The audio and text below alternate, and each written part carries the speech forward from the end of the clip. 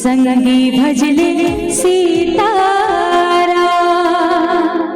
सीताराम खाली नहीं बैठना है, खाली नहीं बैठना है। एक भजन सुने आए हैं तो भजन में ताली बजाना है। एक बार दोनों हाथ ऊपर हो जाए। रेडी 1 2 3 4।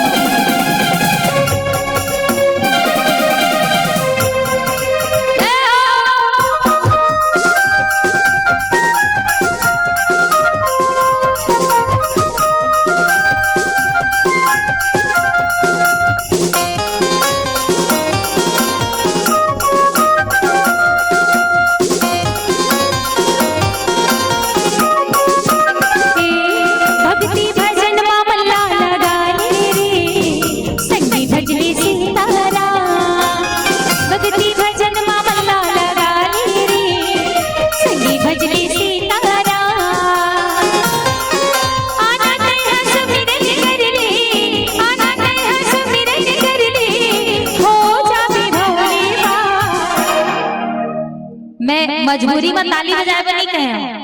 ताली मतलब ताली ऐसे छुआ था, खुदला सुना थे। प्रेम से बजाना है, दोनों हाथ ऊपर उठा के ताली बजाना है। बोलो सीताराम। सीताराम। अब बोलना भी है। भंडारा खाए है, कोई घर ले खा के नहीं आए, ठीक है। एकरा कोई रांधे कुटे नहीं है घर, इच करा खाए है सब मैं देखे हूँ। एक बार दोनों हाथ ऊपर उठा के बोलो सीताराम। ताली बजा के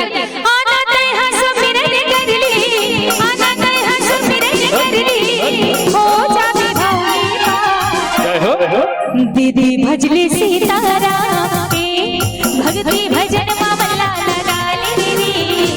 संगी भजली सीताराम भक्ति भजन मामला लगाले रे। भैया भजली सीताराम। ताली बजा के दोनों हाथ ऊपर उठा के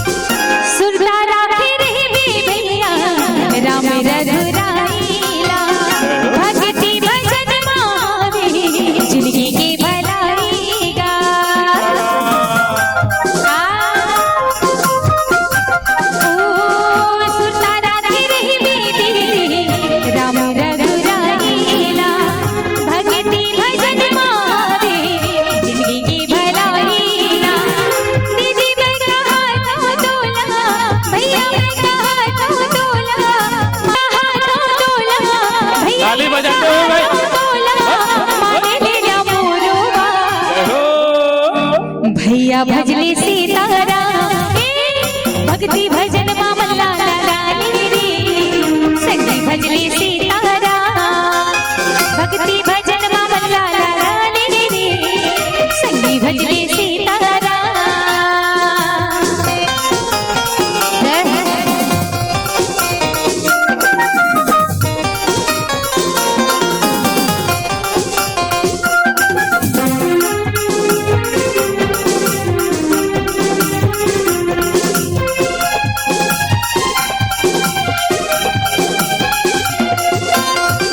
जिंदगी की